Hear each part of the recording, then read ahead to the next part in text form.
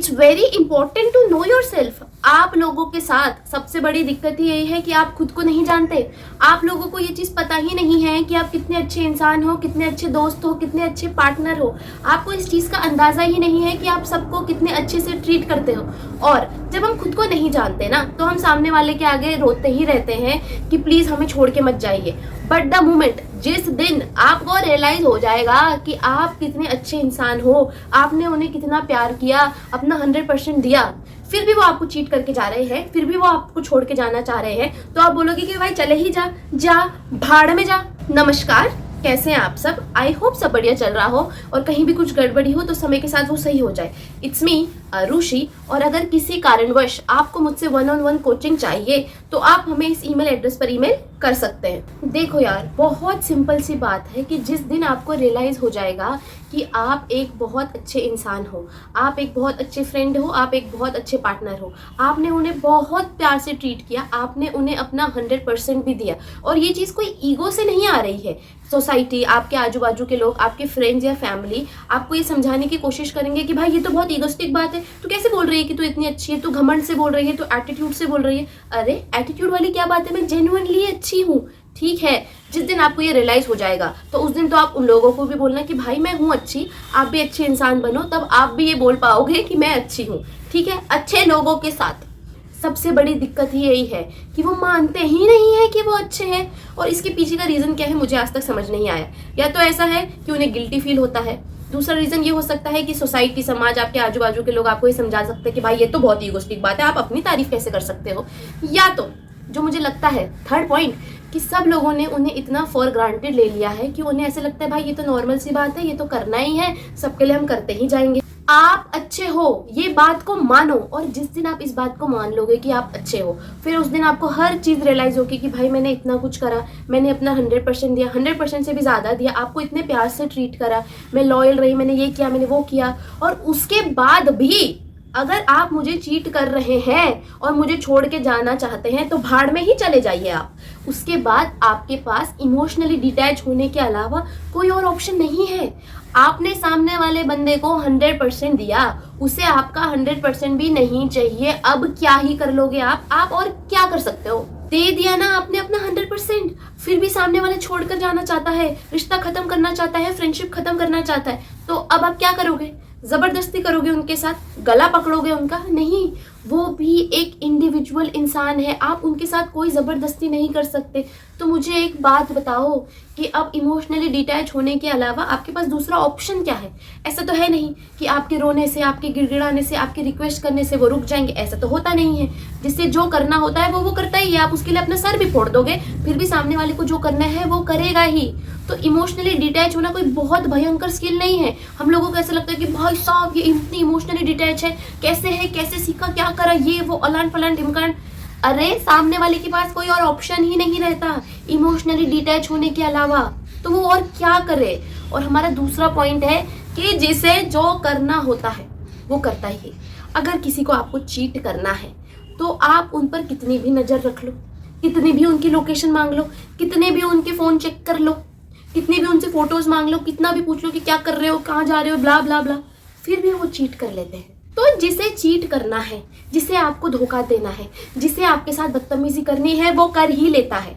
तो इतना स्ट्रेस आप क्यों ले रहे हो कि क्या कर रहा है, कहाँ जा रहा है, किन से बात हो रही है, क्यों हो रही है, कोई और नए दोस्तों नहीं बना लिए, क्या इतना स्ट्रेस आप क्यों ले रहे हो? इतना स्ट्रेस लेने से तो अच्छा है ना कि आप अपने करियर पर ध्यान दो, खुद पर ध्यान दो, खाओ पियो, पढ़ाई लिखाई करो और ऐश करो। जब वो आपके साथ बदतमीजी कर लेंगे उसके बाद अपना डिसीजन लेना कि हाँ भाई साहब, आपने मेरे मॉरल्स के हिसाब से चीज़ें गलत करी हैं और अब हम साथ नहीं रह सकते। और इन सब में एक छोटी सी गलती जो आपसे हुई है वो है इंसान परखने में, और ये गलती सबसे होती है। आपसे हुई है, मुझसे भी हुई है, मुझसे आगे भी होगी, क्योंकि हम सब इंसान हैं, हम में से कोई भी भगवान नहीं है।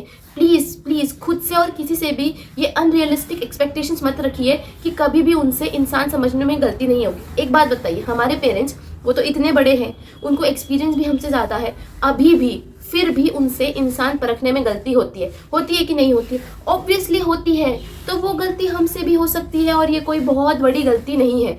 आप एक इंसान हो, आपने दूसरे इंसान को परखने में गलती कर दी, कोई बात नहीं, बात खत्म। अब इसका मतलब ये नहीं है कि आप अपनी जिंदगी बर्बाद कर दोगे। आपकी एक दोस्ती टूटी, इसका अर्थ ये नहीं है कि आप आगे दोस्ती नहीं बनाओगे। आपके पार्टनर ने आपको एक बार चीट करा, इसका अर्थ ये नहीं है कि आप ये सोचो कि भाई सारे लड़के चीट होते हैं, सारी लड़कियां चीट होती है, मैं तो अब किसी से बात ही नहीं करूंगा, मैं तो किसी से कोई प्यार ही नहीं करूंगा। कोई मतलब है इस बात का? इस बात का मतलब ही क्या हुआ कि भाई साहब मेरी एक दोस्ती टूट गई है, वो भी 20 साल पहले, अब मैं दोबारा दोस्ती नहीं बनाऊंगा।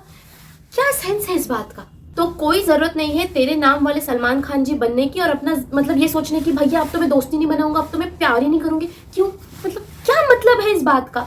और ये बहुत ज्यादा लिबरल चीज है कि हम किसी को कंट्रोल नहीं कर सकते। जिसको जो करना है वो कर ही लेगा ना।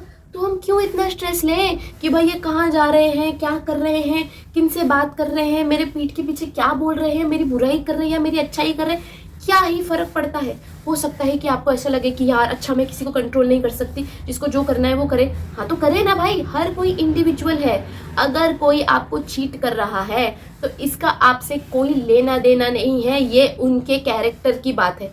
अगर कोई लॉयल है उसका भी आपसे कोई लेना देना नहीं है, ये आपके कैरेक्टर की बात है। होता है ना कि जब हमें चीट करता है कोई रिलेशनशिप में या फ्रेंडशिप में, तो हम सारी चीजें खुद पर ले लेते हैं कि भाई मैं इतनी बुरी थी, मेरे अंदर क्या कमी थी, मैंने क्या नहीं दिया, मैंने क्या नहीं किया। लड़का हो या लड़की हो, हर कोई यही सोचता है। पर ये सोचने के बजाय आप ये सोचोगे ना अगर कि भाई मैंने अपना 100% दिया, तुझे मुझसे ज्यादा प्यार कोई नहीं कर सकता, और उसके बाद भी तूने मुझे चीट करा, तो टाटा बाय बाय, भाड़ में जाए। उसके बाद आप ऐसे ऐसे इमोशनली डिटैच होंगे जब आपको ये बात रियलाइज होगी कि आपने कितना कुछ करा, फिर भी सामने वाले ने आपको फॉर ग्रांटेड लिया। और उनसे भी ज्यादा गलती इस रिलेशनशिप में थी आपकी, क्योंकि वो तो बाहर वाला बंदा था, उसने आपको चीट करा, ठीक है, बट आपने अपना साथ क्यों नहीं दिया? आप क्या कर रहे थे? दूसरों से इमोशनली डिटैच तो आप ऐसे हो जाओगे, ऐसे जब आपको ये बात रियलाइज होगी कि आपने अपना ध्यान नहीं दिया, आपने खुद के लिए कुछ नहीं करा।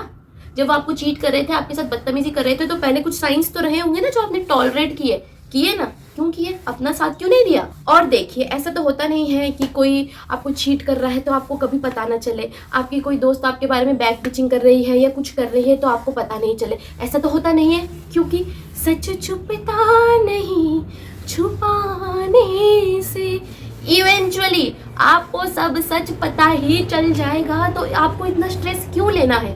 आप अभी अपने पे ध्यान दो, अपने मजे करो, अपनी पढ़ाई लिखाई करो, अपना करियर बनाओ, खाओ पियो, घूमो फिरो और ऐश करो।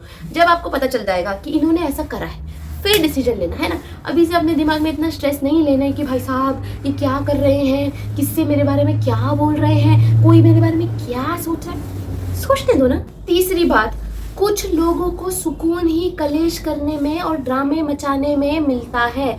बहुत बार ऐसा होता है ना, हमें ऐसा लगता है कि भाई सामने वाला ऐसे कर कैसे सकता है। हम यही चीज़ नहीं समझ पाते कि भाई साहब इतना प्यार करने के बाद भी, इतना अपना 100% देने के बाद भी आप ऐसा कैसे कर सकते हो? वो उनके नेचर का पार्ट है। कुछ लोगों को सुकून ही कलेश में मिलता है। जैसे आपको सुकून किसी चीज़ में मिलता होगा कि भाई घूमने जाके, थोड़ा वॉक वगैरह करके, जो कुछ करके। पर कुछ लोग ऐसे होते हैं जिन्हें सुकून ही कलेश करने में मिल रहा है। आपने बहुत सारे लोग ऐसे देखे होंगे कि जब उनके नए फ्रेंड्स बनते हैं तो वो अपने पुराने दोस्तों को भूल जाते हैं और आपको ऐसा लगता है कि मैंने क्या करा, मैंने क्या करा, मैंने क्या करा। अरे आपने कुछ नहीं करा है, वो सामने वाले के नेचर का पार्ट है, वो है ही ऐसे। तो क्या आप उनको बदल सकते हो? नहीं। क्या आपके पास इतना टाइम है कि आप उनका हाथ पकड़ के बैठो और बोलो कि आइए हुजूर, बैठिए जरूर, आज से मैं आपकी थेरेपिस्ट हूँ? नहीं, इतना टाइम नहीं है, ऐसा नहीं करना है। कर सकते हो आप ऐसा? नहीं। तो क्या ऑप्शन बचा आपके पास? इमोशनली डिटैच होने का। इमोशनली डिटैच होना आपका एक लौता ऑप्शन है, आप कुछ और कर ही नहीं सकते। और जब आप इस प्रकार से सोचेंगे कि भाई सामने वाला जो भी हरकतें कर रहा है वो उसके नेचर का पार्ट है, वो नहीं बदलेगा। आप और मैं क्या 12-13 साल के हैं, स्कूल में है क्या? नहीं है। और जितना मैंने अपने चैनल का एनालिटिक्स देखा है, मेरी कोई भी ऑडियंस स्कूल नहीं जाती है, ठीक है? तो हम स्कूल में नहीं है। ऐसा नहीं है कि हमारी पेरेंटिंग, हमारी अपब्रिंगिंग हमारे नेचर को शेप कर सकती है। हमारा एक बेसिक नेचर बन चुका है। जब तक हम खुद से उसे चेंज करने की कोशिश नहीं करेंगे, वो चेंज नहीं होगा। तो जो बदतमीज है वो बदतमीज ही रहेगा। तो ऐसे लोगों से आप डिटैच ही तो होगे और क्या करोगे? आप क्या चाहते हो कि आप जीवन भर उनके साथ रहो, जीवन भर उनकी बदतमीजी झेलते रहो और जीवन भर ये सोचते रहो कि कब बदलेंगे? नहीं। जब कोई बंदा क्राइम करता है और हमें ऐसा लगता है भाई ये क्राइम कैसे कर सकता है, क्योंकि वो क्राइम इसलिए कर सकते हैं क्योंकि वो उनके नेचर का पार्ट है, आप उसे नहीं बदल सकते। और दूसरी बात, हर किसी की फ्रेंडशिप की, रिलेशनशिप की और लाइफ इन जनरल की डेफिनेशन अलग होती है। जितना सच्चा प्यार या जितने अच्छे से दोस्ती आप कर सकते हैं, मैं उतने अच्छे से फ्रेंडशिप या रिलेशनशिप नहीं निभा सकती। और अगर आप मुझसे उम्मीद करेंगे कि मैं आपके लेवल का प्यार करूं, तो आपको मुझसे बस और बस डिसअपॉइंटमेंट ही मिलेगा, क्योंकि हमारी डेफिनेशन अलग अलग है। आपको ऐसा लगता है कि भाई हमेशा मुझे मेरे दोस्त के साथ रहना है, चाहे वो गम में हो या कहीं भी फंसा हो सकता है मुझे ऐसा ना लगे, मुझे ऐसा लगे कि भाई ठीक है, फंसा है तो फंसा है, मैं क्या करूँ इसमें।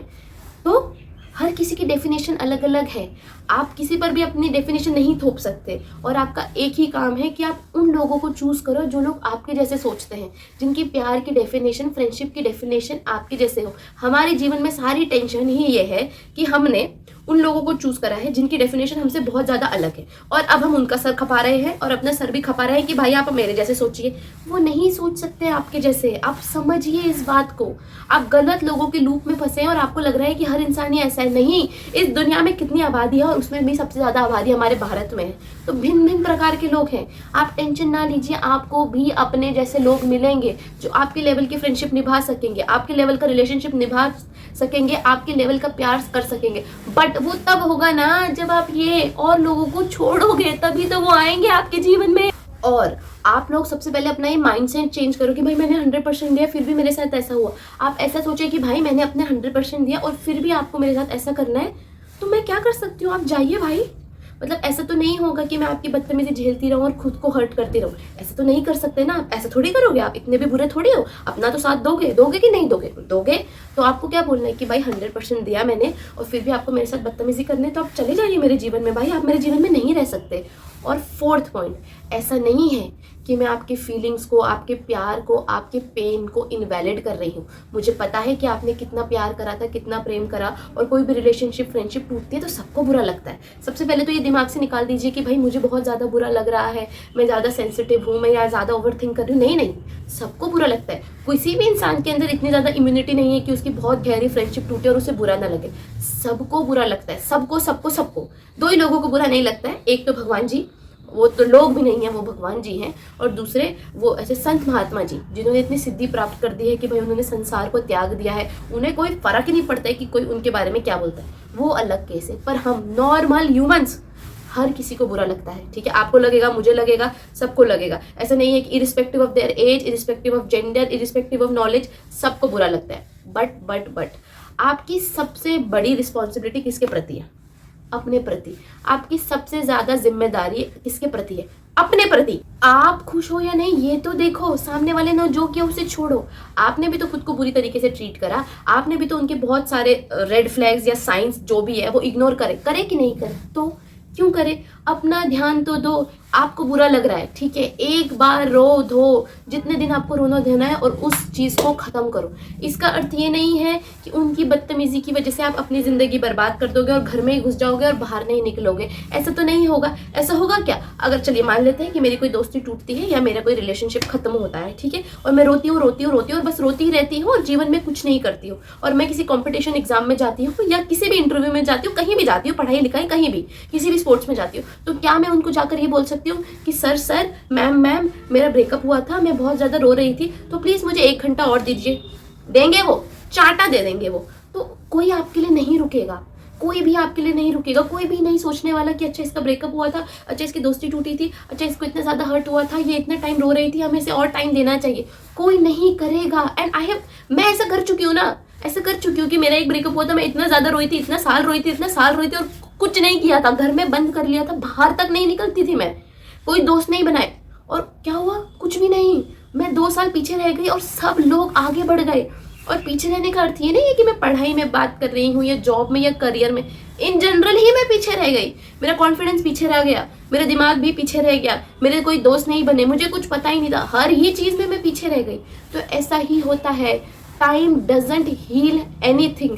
आप उस टाइम के साथ क्या करते हो, उस चीज से आपकी हीलिंग होगी। आपको बुरा लगा, ऑब्वियसली किसी को भी बुरा लगता, पर एक बार अपने साथ बैठिए, रोइए धोइए, उस चीज को खत्म करिए। बार बार उस चीज को, खुद को हर्ट मत होने दीजिए। 5th, ये हो सकता है कि आपकी चाइल्डहुड अपब्रिंगिंग से आ रहा है। ऐसा हो सकता है कि आपके पेरेंट्स ने या आपकी फैमिली ने या आपके आजू बाजू की सोसाइटी ऐसी थी जिन्होंने आपको ऐसा सिखाया कि भैया रोते रहो, मरते रहो, पर उस रिलेशनशिप को खत्म मत करो। जैसे मेरी अपब्रिंगिंग ऐसी हुई है कि मेरे पापा ने ऐसा बोला है कि भैया किसी से पंगे नहीं लेने, किसी को हर्ट नहीं करना है, किसी को कुछ बुरा नहीं बोलना, सबको प्यार से ट्रीट करना है, सबकी रिस्पेक्ट करना है। बट अगर इतना अच्छा होने के बाद भी सामने से कोई ऐसा है कि एक चांटा लगा रहा है तो 4 चांटे मारे बिना घर मत आना, मैं घर में नहीं आने दूंगा, ठीक है। बट बहुत सारे लोगों की अपब्रिंगिंग ऐसी होती है कि भाई चाहे कुछ भी हो जाए, आपको रिश्ते निभाने हैं, आपको समाज में रहना है, आपको ये करना है, वो करना है। तो हो सकता है कि इस वजह से आपको इमोशनली डिटैच होने में मुश्किल हो रही हो सकता है कि आपके अंदर सोसाइटी का, समाज का डर बिठाया हो कि भाई सोसाइटी आपके बारे में क्या सोचेगी, समाज आपके बारे में क्या सोचेगी। तो इस वजह से भी होता है कि हम उन रिलेशनशिप्स में या उन फ्रेंडशिप्स में रहते हैं जो हमें हर्ट कर रहे हैं। बट आप सोसाइटी के बारे में सोच रहे हैं, सोसाइटी आपके बारे में बिल्कुल नहीं सोच रही है भाई साहब। उन्हें कोई फर्क नहीं पड़ता कि आपके साथ क्या हो रहा है। बट आप क्यों निभाओगे? जब आप किसी के साथ बदतमीजी नहीं कर रहे हो तो आप किसी की बदतमीजी भी क्यों सहोगे? ये तो बहुत सिंपल सी बात है। जब मैं आपके साथ लॉयल हूँ तो मुझे भी लॉयल्टी चाहिए। जब मैं आपको चीट नहीं कर रही हूँ तो मैं भी नहीं चाहूंगी कि आप मुझे चीट करो। जब मैं अपने किसी दोस्त की बैक बिचिंग नहीं कर रही हूँ तो मैं चाहूंगी ना कि मेरी भी कोई दोस्त बैक बिचिंग ना करे। जो आपको बचपन में सिखाया वो हो गया, बात खत्म। अब आप बचपन में नहीं हो, अब आप बड़े हो गए। अब आप अपने बिलीव्स खुद से चेंज कर सकते हो। अगर मैं किसी को तू नहीं बोल रही हूँ तो वो भी मुझे तू नहीं बोल सकते। जब मैं आपकी रिस्पेक्ट कर रही हूँ तो आप भी मेरी रिस्पेक्ट करेंगे। आपको बहुत ज़्यादा स्ट्रॉन्ग बाउंड्रीज सेट करनी है, ठीक है, कि भाई साहब ये मेरी बाउंड्रीज है, ये मेरे मॉरल्स है। अगर आप इसे क्रॉस करोगे तो आप मेरी जिंदगी से जाओगे, ठीक है। बहुत सिंपल सी बात है। और औरों से पहले आपको ये बाउंड्री सेट करनी है। ऐसा नहीं है कि हवा में बातें चल रही है कि भाई तू मुझे चीट करेगा तो मैं दोबारा तुझसे बात नहीं करूंगी, और उसके बाद उस पर मौके पे चांसेस दिए जा रहे हैं। ऐसा नहीं करना है। बाउंड्री सेट करनी है सबसे पहले खुद के साथ। खुद को भी ना बोलना सीखो विदाउट एनी एक्सक्यूजेस कि भाई ये नहीं कर रहे हम, बात खत्म। मैं नहीं कर रही हूँ ये, बात खत्म। मैं नहीं खा रही हूँ ये, बात खत्म। खुद के साथ बाउंड्री सेट करो। खुद को पहले ना बोलना सीखो बिना किसी एक्सक्यूजेस के, ठीक है। और ऑब्वियसली जब आप बाउंड्री सेट करेंगे, ये सब चीज़ें करेंगे, आपको बहुत ज़्यादा तकलीफ होगी, क्योंकि आप तो हमेशा से ऐसे ही हैं जो बहुत ज़्यादा इमोशनली अटैच पर्सन है। ऐसे कैसे चलेगा? बट आपको ये करना तो है। और किसके लिए करना है? अपने लिए। और प्लीज़ अपने लिए आप इतना तो कर ही सकते हो। मैं ऐसा तो नहीं बोल रही हूँ आपको कि जाके अपने लिए माउंट एवरेस्ट चढ़ जाओ, इतना नहीं कर सकते। अपने लिए बाउंड्री सेट नहीं कर सकते? आप कर सकते हो। आपको बाउंड्री सेट करनी है। हम लड़कियां बहुत ज़्यादा इमोशनल होती है। सारी दुनिया को ये पता है कि हम इमोशनल हैं और हर कोई उसी चीज़ पर खेलता है। हर कोई हमें इमोशनल फूल बना के जाता है। और हमें यही चीज़ सीखनी है कि कैसे हम अपने इमोशंस को साइड रखकर डिसीजन लें। और अगर आप अपने लिए नहीं ले सकते तो आप ऐसे सोचिए कि अगर मेरी बहुत करीबी दोस्त के साथ होता, या मेरी छोटी बहन के साथ होता, या ये चीज़ मेरी मम्मी के साथ होती, तो मैं क्या उन्हें ये सलाह देती कि आप जाके उनके साथ रहिए? देते नहीं। तो जो सलाह आप अपनी मम्मी, अपनी छोटी बहन, अपने किसी दोस्त को नहीं दोगे, वो सलाह आपको खुद भी फॉलो नहीं करनी, ठीक है।